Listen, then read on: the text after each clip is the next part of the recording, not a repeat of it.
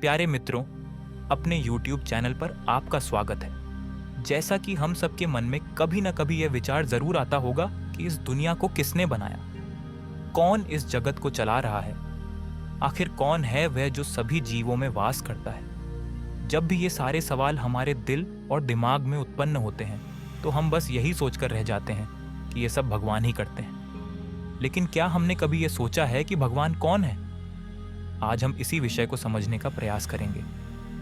भगवान को लेकर हर धर्म और संस्कृति में अलग अलग मान्यताएं हैं। कई लोग भगवान को उस अनंत शक्ति के रूप में मानते हैं जो इस पूरी सृष्टि को संचालित करती है। भगवान को सर्वशक्तिमान, सर्वव्यापी और सर्वज्ञानी माना जाता है। कुछ धार्मिक ग्रंथों के अनुसार भगवान का न तो कोई आरंभ है और न ही कोई अंत। वे अनादि और अनंत हैं। वे स्वयंभू हैं, यानी उन्हें किसी ने बनाया नहीं, वे हमेशा से हैं। इस सवाल का उत्तर इस बात पर निर्भर करता है कि आप किस दृष्टिकोण से इसे देख रहे हैं, धार्मिक, दार्शनिक या वैज्ञानिक। धर्म और आध्यात्म में इसे जानने के लिए अक्सर ध्यान, भक्ति और आत्मचिंतन का सहारा लिया जाता है। भगवान का अर्थ क्या है? भगवान शब्द संस्कृत से लिया गया है जिसका अर्थ है जो भग, यानी सौभाग्य, ऐश्वर्य, धर्म, यश, वैराग्य और ज्ञान का स्रोत है।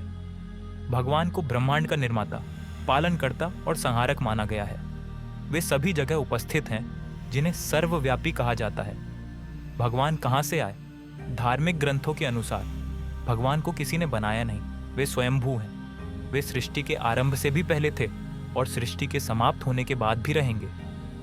हिंदू धर्म में ओम को भगवान का प्रतीक माना जाता है जो अनादि और अनंत है।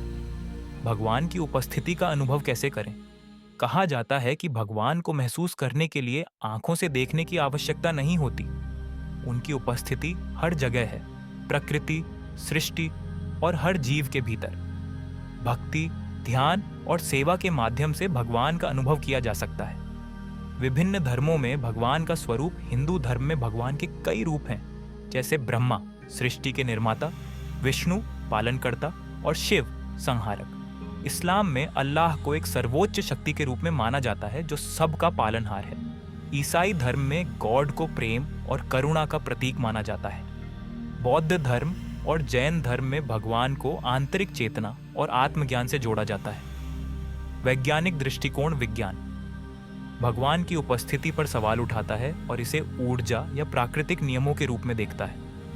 वैज्ञानिक दृष्टि से ब्रह्मांड की रचना के पीछे एक अनजानी शक्ति हो सकती है, लेकिन इसे भगवान के रूप में परिभाषित नहीं किया गया है। अंततः भगवान के अस्तित्व को समझने का तरीका हर व्यक्ति के विश्वास और दृष्टिकोण पर निर्भर करता है। कुछ उन्हें परम सत्य मानते हैं तो कुछ उन्हें अपने भीतर खोजने का प्रयास करते हैं। इस दुनिया में यदि आपने इंजीनियरिंग की पढ़ाई की है तो लोग आपको इंजीनियर कहते हैं, और यदि आप किसी रोगी का निदान, संरक्षण और उपचार करते हैं तो लोग आपको डॉक्टर कहते हैं। क्या ऐसा नहीं है? इसी तरह एक जिनके क्रोध, मान, माया, लोभ, अहंकार, राग, द्वेष नष्ट हो गए हैं, जिसे अपने देह से कोई राग नहीं है, जिनके भीतर भगवान के गुण पूरी तरह से प्रकट हो गए हैं, जिसने भगवान की स्थिति प्राप्त कर ली है, लोग ऐसे व्यक्ति को भगवान कहते हैं। हालांकि हमारी सही समझ के लिए भगवान कृष्ण, भगवान महावीर, भगवान राम ने बहुत ही स्पष्ट रूप से स्पष्ट किया है कि जो आप अपनी आंखों से देख सकते हैं वह भगवान नहीं है। जिसको आप भगवान के रूप में संदर्भित करते हैं वह नश्वर है। भगवान ये शरीर बिल्कुल नहीं है। शरीर केवल बाहरी पैकिंग है जो अस्थायी है और एक दिन नष्ट हो जाता है। वह जो भीतर है, जो शाश्वत तत्व के रूप में रहते हैं, वह परमात्मा है जिसे हम भगवान कहते हैं। आत्मा प्रत्येक जीव मात्र में एक शाश्वत तत्व है। शुद्ध आत्मा वही भगवान है। भगवान महावीर, भगवान राम, भगवान कृष्ण और ज्ञानी पुरुष के भीतर का भगवान जागृत है।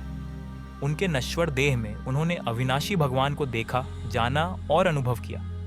इसलिए उन्हें ज्ञानी पुरुष कहा जाता है। उन्होंने महसूस किया कि मैं शुद्ध आत्मा हूँ और बाकी सब कुछ सापेक्ष है और किसी न किसी चीज पर आधारित है तथा काल्पनिक है। उन्होंने यह जानकर स्वयं को सभी कष्टों और पीड़ाओं से मुक्त कर लिया कि सभी कष्ट शरीर से संबंधित हैं, न कि स्वयं से। इस आत्मज्ञान प्राप्ति के बाद उन्होंने नए कर्मों को बांधना बंद कर दिया और धीरे धीरे अपने अगले जन्मों के कर्मों को पूरा कर रहे हैं। सभी जन्म और मृत्यु के चक्र से मुक्त होने के लिए और मोक्ष प्राप्ति के लिए है। हमारा पूरा जीवन हम भगवान की पूजा करते हैं, लेकिन बिना यह जाने कि भगवान कौन है। भगवान की पूजा करने के लिए हमें पहले भगवान को जानना चाहिए। भगवान को जानने के लिए हमें सबसे पहले ये पहचानना चाहिए कि वास्तविक भगवान कौन है। वे आत्मज्ञानी, जिन्हें हम बहुत प्यार, विश्वास और श्रद्धा के साथ पूछते हैं, हमेशा एक बात पर जोर देते हैं, खुद को जानिए, आत्मा को जानो, भगवान को जानो, अपने कर्मों को समाप्त करके अपने आप को सभी दर्द और पीड़ाओं से मुक्त करे और मोक्ष प्राप्त करे। वे खुद आत्मज्ञान के रास्ते पर चले और लोगों को रास्ता दिखाया, लेकिन तब से लोग उस रास्ते से मुड़ गए। उन्होंने भगवान के नाम पर अलग अलग धर्म और समूह बनाए। केवल जब हमने भगवान को पहचाना है, तब हमें पता चलता है कि भगवान राम केवल मेरे भीतर में ही है। मेरी शुद्ध आत्मा ही असली भगवान राम है। मेरी शुद्ध आत्मा ही भगवान महावीर, भगवान कृष्ण या किसी अन्य भगवान की वास्तविक रूप है, जिसे आप प्रतिदिन पूजते हैं।